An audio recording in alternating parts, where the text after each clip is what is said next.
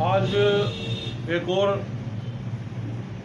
बिल्कुल नया और गंभीर विषय और एक नई बात आपको बताने जा रहा हूँ। जैसा कि मैंने आपको बताया कि लाल किताब की जो ग्रामर है वो बिल्कुल अलग है, हमारी प्राचीन ज्योतिष से बिल्कुल मेल नहीं खाती है।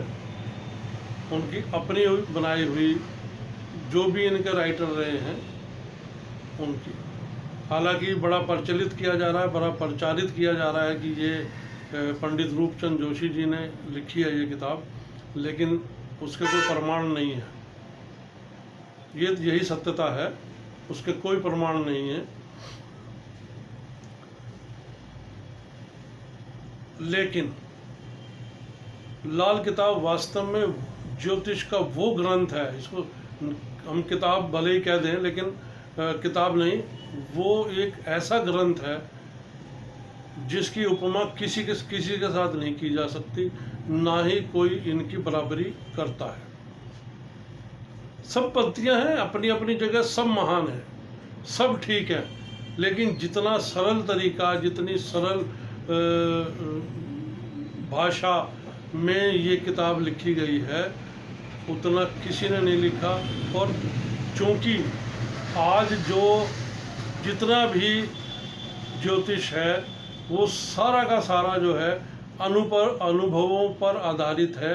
हमारे जो पूर्वज हुए हैं, हजारों वर्षों से उन्होंने संग्रहित किया कि किस ग्रह के का क्या परिणाम होता है, किस राशि में हो तो क्या परिणाम होता है, किस नक्षत्र में हो तब क्या परिणाम होता है। तो ये सारी जो चीज़ें हैं वो ये सारे अनुभव के आधार पर लिखा गया और मान्यता प्राप्त विज्ञान है ये। और मैं तो यहाँ तक भी ये समझता हूँ कि गणित की उत्पत्ति भी ज्योतिष से ही हुई है।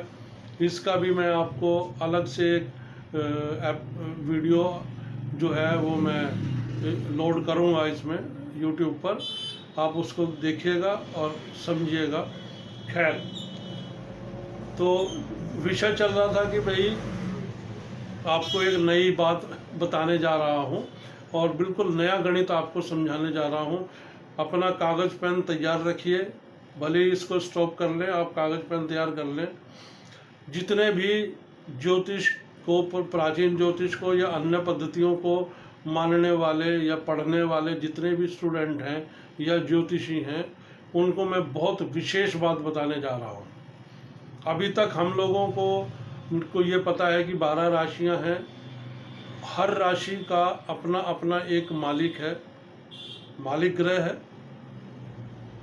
उदाहरण के लिए मंगल जो है वो मेष और वृश्चिक राशि का स्वामी है, और सूर्य मेष राशि में उच्च है और शनि मेष राशि में नीच है। यहाँ तक का गणित सबको पता है, लेकिन लाल किताब ने इससे 4 कदम आगे और चली गई है। आप उस गणित को समझिए और इस गणित को आप अपने ज्योतिष में जरूर लगाइएगा। आपको इतने अच्छे परिणाम मिलेंगे कि आप सोच भी नहीं सकते। तो यहाँ तक तो आपको पता है कि कौन सा ग्रह जो है वो किस राशि में उच्च का है और किस राशि में नीच का है। अब हम बात करते हैं कि राशियों का लाल किताब के मुताबिक कौन सी राशि जो है या कौन सा घर है, सॉरी, वो उसका पक्का घर का मालिक कौन है, उसके पक्के घर का मालिक कौन है। तो आप देखिए कि खाना नंबर 1 से हम शुरू करते हैं। खाना नंबर 1 का जो पक्का जो घर है वो सूर्य का घर है। जी हाँ, सूर्य का घर। खाना नंबर 2 जो है वो गुरु का पक्का घर है। इस पक्के घर, इन पक्के घरों की जो व्याख्या है वो मैं अलग एक वीडियो में बताऊंगा कि हम ये तय हुए तो इसके कारण किसी भी जातक के जीवन में क्या प्रभाव आता है, ये मैं दूसरे वीडियो में आपको बताऊंगा। पक्के घरों की व्याख्या उसका शीर्षक है। तो पहला घर सूर्य का पक्का घर है, दूसरा घर बृहस्पति का पक्का घर है, तीसरा घर मंगल का पक्का घर है। चौथा घर चंद्रमा का पक्का घर है। पांचवा घर जो है वो गुरु का पक्का घर है। छठा घर केतु का पक्का घर है। और सातवां घर जो है वो शुक्र और बुध इन दोनों का पक्का घर है। आठवां घर मंगल और शनि का पक्का घर है। और नौवां घर फिर से गुरु का पक्का घर है। और 10वां घर शनि का पक्का घर है। 11वां घर गुरु का पक्का घर है। और 12वां घर गुरु और राहु दोनों का पक्का घर है। अब इसके अंदर जैसे कि हम प्राचीन ज्योतिष में भी पढ़ते हैं कि 5-9 का मालिक जो है वो बृहस्पति है। बृहस्पति की दृष्टि को भी हम देखते हैं तो 2, 5, 7, 9, 11, 12 ये हम मानते हैं। तो इसी प्रकार से ये हमारी लाल किताब में पक्के घर हैं इन सब ग्रहों के, जिसमें से 5 घर का मालिक बृहस्पति है। अब बात आती है किस्मत को जगाने वाला ग्रह कौन सा है।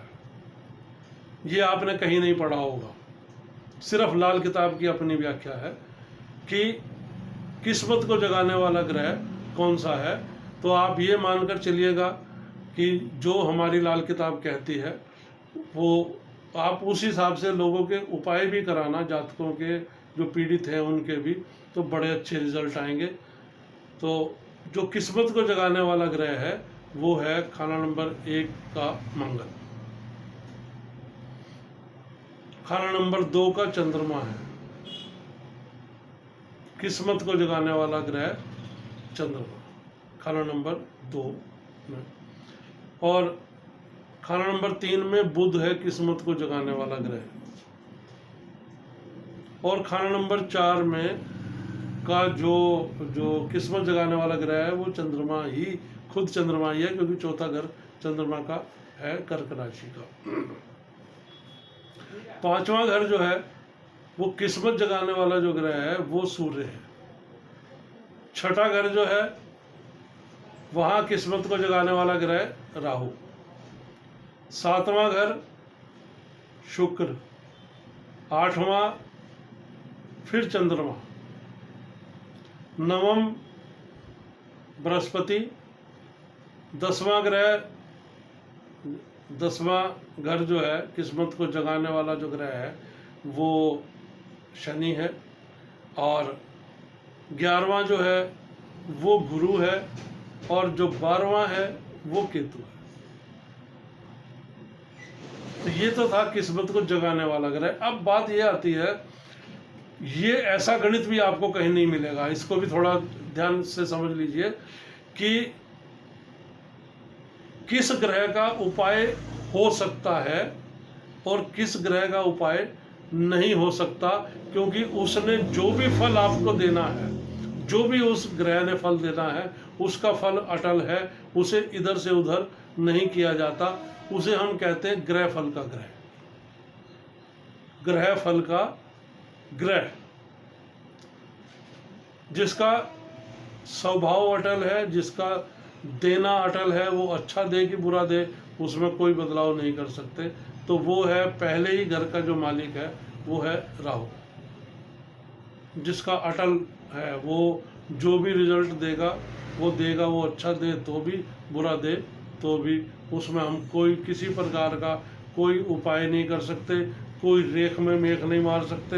हाँ, इतना ज़रूर है कि कोई बहुत पहुंचा हुआ संत महात्मा आपको आशीर्वाद दे दे तो आपकी किस्मत बदल सकती है, आप अपने दुखों से कष्टों से निजात पा सकते। अगर जो ग्रह फल का ग्रह है अगर वो आपको नुकसान दे रहा है तब। इसी कड़ी को हम बढ़ाते हैं आगे। तो जो खाना नंबर 2 जो है उसमें राहु केतु का हम कोई उपाय नहीं कर सकते। नंबर 3 में हम शनि का कोई उपाय नहीं कर सकते क्योंकि वो ग्रह फल का ग्रह है। नंबर 4 में हम चंद्रमा का अटल है अपना। 5 में सूर्य और गुरु दोनों का उपाय नहीं कर सकते। और 6ठे घर में बुध और केतु का हम कोई उपाय नहीं कर सकते। 7वें घर में शुक्र का, क्योंकि ये सब ग्रह फल के ग्रह हैं, इनके जिसमें बता आया हूँ वो चीज़ है। और 8वें घर में मंगल का हम कोई उपाय नहीं कर सकते। 9वें घर में गुरु का कोई उपाय नहीं कर सकते। 10वें घर में शनि का कोई उपाय नहीं कर सकते। 11वें घर में फिर हम गुरु का कोई उपाय नहीं कर सकते। और 12वें घर में तो फिर राहु का कोई उपाय हम नहीं कर सकते। ये पक्के घर के ग्रह हैं, इनके फल रिजल्ट अटल हैं, अच्छे या बुरे। अब एक और नई बात कि किस घर में कोई ग्रह बैठकर आपको बुरा रिजल्ट दे रहा है और वो राशि फल का ग्रह है, वो कौन सा राशि फल का ग्रह है और उसका उपाय हम 100% कर सकते हैं। उसके मुसीबत से, उसकी जो कंडीशन है, जो शक की हालात है, उससे हम निजात पा सकते हैं। तो वो है राशि फल का ग्रह। और खाना नंबर 1 में जो राशि फल का ग्रह है वो है राहु। 2 में कोई ग्रह राशि फल का नहीं है। और खाना नंबर 3 में, जैसा कि अभी हम ऊपर बताकर आया हूँ कि ग्रह फल का ग्रह है शनि, खाना नंबर 3 में। लेकिन यहाँ पर एक छूट दी गई है, वो ये है कि अगर केवल पैसे के लिए आपने, केवल पैसा प्राप्ति के लिए आपने अगर उपाय करना है तो आप शनि का उपाय कर सकते हैं। यहाँ पर वो राशि फल का भी माना जाता है। खाना नंबर 4 में मंगल, शुक्र और केतु तीनों का उपाय किया जा सकता है। तीनों ही राशि फल के ग्रह हैं। खाना नंबर 5 में किसी ग्रह का कोई उपाय नहीं किया जा सकता, क्योंकि वहाँ पर कोई भी ग्रह राशि फल का नहीं होता।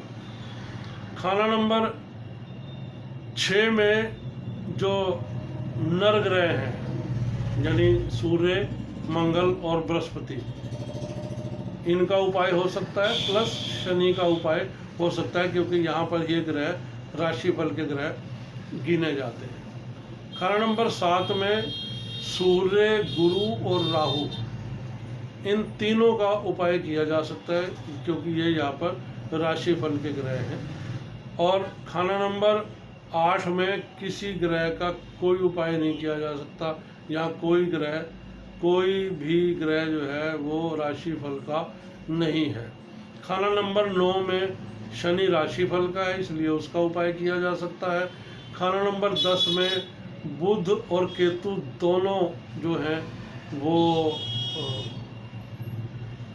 राशि फल के हैं, उनका उपाय किया जा सकता है। खाना नंबर 11 में किसी ग्रह का कोई उपाय नहीं किया जा सकता। और खाना नंबर 12 में जो राशि फल का ग्रह है वो है बुध, तो इसका उपाय 100% किया जा सकता है। ये था लाल किताब की ग्रामर का गणित, जो शायद आपने पहले कभी न सुना हो न पढ़ा हो। तो कृपया इसे ज़रूर आजमाइएगा, लाल किताब के इस गणित को।